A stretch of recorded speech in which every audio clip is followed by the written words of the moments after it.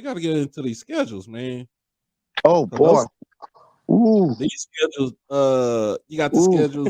You got to get to these schedules. Okay, who we starting with? The school that's pissed off is FAMU people. They are Let's mad. go with FAMU first because we got the infamous Blue Bloods down here, and he's going to give you the breakdown. If you want to go to the FCS Championships, and you're mad because you got spited this past year, the one thing you don't want to do is schedule 2 D2 schools. Yeah, and that's what they fans are pissed off about. That West Florida, and is it somebody named Lincoln? What is it? Yeah, bro, Lincoln's catching all. Yeah, Lincoln's catching all the fades from the SWAC this year. They got like 10 SWAC games this year. It is. I'm about to say Texas Southern's playing them again for homecoming again. Yeah, man, these FAMU people in Atlanta are pissed off. They are so upset. Go to FAMU, Simona, because man, now don't get me wrong. West Florida, I could say yes, you could put them on there. Put it up there. West Florida is there are not no slouches in the D2. No, yeah, they won the Division II championship 2 years ago or 3 years ago? 2 years. More reason not 2019. That's even more reason to not, because what if you go there and you lose?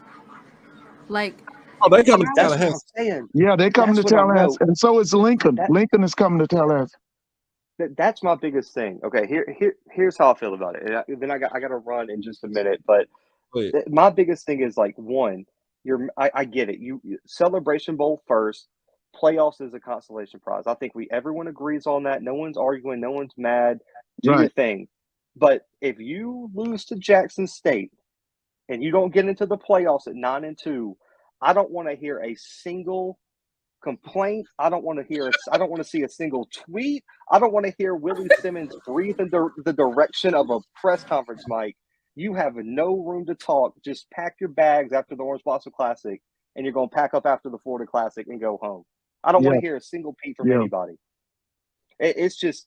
And the bad part is like you schedule West Florida, man, if they beat FAMU, do you know how dumb that's going to look? Yeah. It's crazy. Now, Blue, they alums are upset now. The ones in Atlanta are very upset about it. I'm serious. They are very upset about that schedule. My thing is I've had a few FAMU fans pissed because I tweeted out, the problem won't make the playoffs because we play a D2 solution, schedule more D2s. I got a lot of FAMU fans pissed at me for that tweet. That is what it is. But my biggest thing is just like here's their excuse is that nobody wants to come play FAM and brag. I refuse, unless someone sends me proof, I refuse to believe it. Alcorn can get multiple teams to agree to home and homes and play in Lorman, Mississippi, but you can't get people to come to Tallahassee and brag. Come on. Yeah. And then they're like, well, Alcorn's not very good. No one wants to play in brag because we're too good. But North Dakota State, South Dakota State, Montana State, all these championship teams can get people to sign up to come play them at home. Listen, whatever the excuse is, there's zero logic to it because it makes zero sense. Like no one's ducking FAMU because they're terrified to play them. Well, see, the other night I brought up the whole thing about Tennessee State, and Mr. Campbell said this and that. It's a problem. But talking to the FAMU alums, they want Tennessee State on that schedule. And I told them the stuff about what he said. They said they don't have to play them in Atlanta. They can go home and home with Tennessee State, but they want to play Tennessee State. It's an old rivalry. Doc and Timona can vouch for me because I don't know how many months I've been saying this on my show.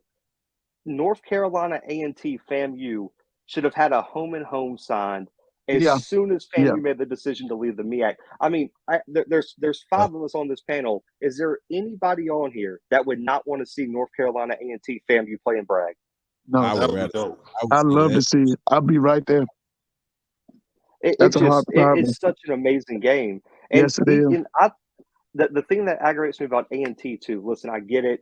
They are moved to the CAA. They probably don't want to make their schedule any harder, especially because they have to play Central every year for a rivalry, and that's already going to be a brutal out-of-conference game. But, man, I wish A&T would play more SWAC teams. Like, get a rematch with Alcorn State, a home and home. You know how awesome that would be to see that rematch after the Celebration Bowl battles we saw? Yeah. I want them to play Jackson. I want A&T to play Jackson. I do too. I talked about that with Ken last night on his show. Yeah, I want to play Jackson. That would be an amazing home and home, because it's not even that. The thing with FAM that gets me is that they are good. No one's taken that away from them. I mean, they've been to the playoffs. They've been one game away from winning the SWAC 2 years in a row. Like, they were competing in the MEAC year in and year out. It's just, man, there's no, like, the last when was the last FCS game they played? I think it was like 2014 or something like that, in terms of out of conference. Like, that makes no sense to me whatsoever. Is that there's too many teams in their geographical location not to have somebody willing to play them. And the fact that you go and get, I mean, Lincoln is not even a D2 school, if I'm not mistaken. I think Lincoln is still, is NAIA or D3. Yeah. Like, they're supposed to be moving to D2 like they want to, but they're not even D2 yet. They've only been playing competitive football, what, 2 or 3 years? Yeah. Yeah, something like that. Yeah.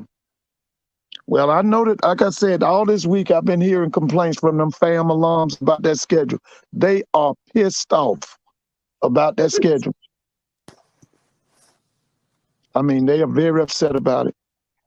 Doc, Timona, how do you guys feel about it? Is it just me being an FCS guy that I'm like overthinking it, or like, do you really like? Because for me, I get one D2. Like, I get that Central and A&T and those North Carolina schools have to play Winston-Salem because of the history. I get, playing D2s that mean something, but man, if you're going to play West Florida, like you can't go get an FCS opponent rather than West Florida.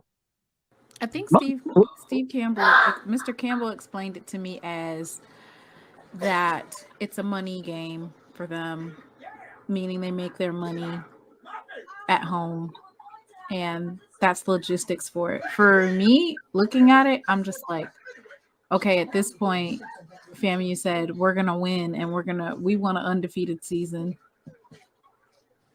and they think that they have the SWAC down pat. Like, they think that they want to have a 12-0 season too.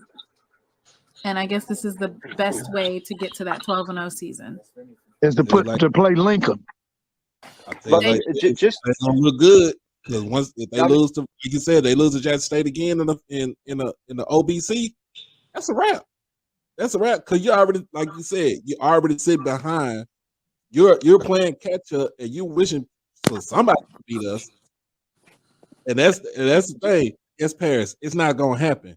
But will it be a 59-3 blowout that we saw last season? I don't know. It might be like a 7-6, or it might be a little bit more, but it's not going to be that blowout that you saw last season.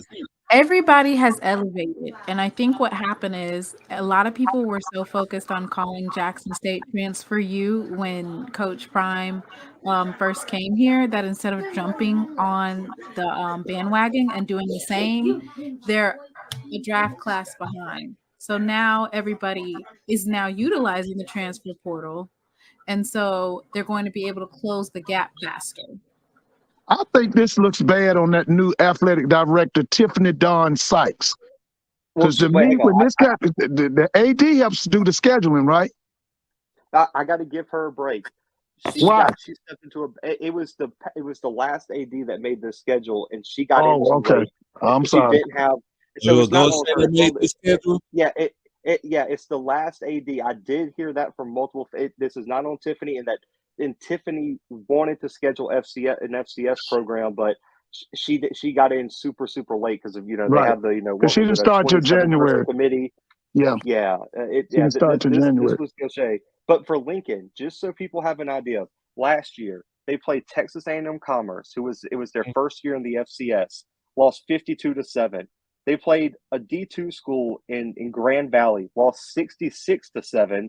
Played St. Thomas, the D3 school who jumped to FCS last year. They lost to them 43-6. They lost to Texas Southern 37-2, and Southern Utah beat them 55-0. They're the new Virginia Lynchburg. That's what they are. Let me say this before I roll out, man. This has been a very productive conversation. FAMU, my thing with FAMU, they can't hinge on the SWAC in the past 2 years, where if let's say hypothetically they beat Jackson, it's not a guarantee you can go undefeated in this coming year's SWAC. The rosters are much improved. The play calling, expect improvement. So it's really difficult to say anybody's going undefeated just yet. Or just to hinge on that, man. It's going to be some good football left. And you don't want to make a schedule to say, oh, this will help us be undefeated because all we got to do is beat Jackson State. Nah, it's not that easy. There's other teams out there that may be better than what we're saying. Look at Alcorn State. They got a quarterback who's talented. They got an upgraded roster. No one's talking about them. Prairie View's better. Yeah, and they added Caleb Johnson. Yeah. And that's a match made in heaven. Hey, thank you for tuning in to She Loves Thee. So, what did you think? Too much? Not enough? Need more facts? What other topics do you think I should cover? Comment below and don't forget to like and subscribe.